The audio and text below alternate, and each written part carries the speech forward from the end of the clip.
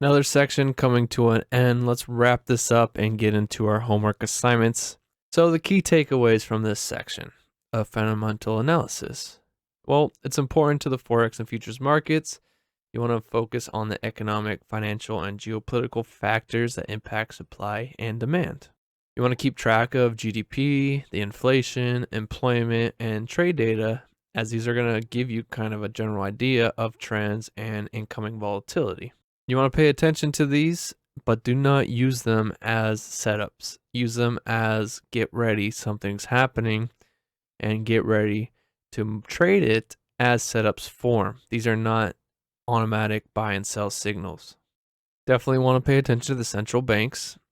They're managing the currency reserves and they have a way of moving the market up or down. Also, watch out for wars, elections, and trade disputes, as these also have high impacts on the movement of currencies.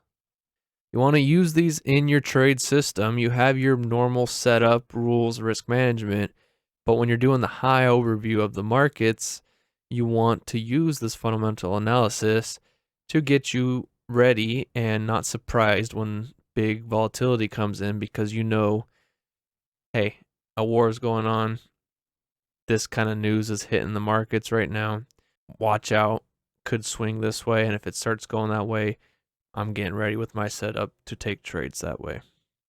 You also want to look up case studies from the past and just understand whatever big events happened in the past. Look them up and compare them in the chart so you could see how that currency was affected, how those indexes affected during these news, and just kind of get an understanding of the flow of the market and how these events don't give you a clear buy and sell setup, but shift the flow of the markets. And that's when you are able to go down to lower time frames and get in on your setups as they form.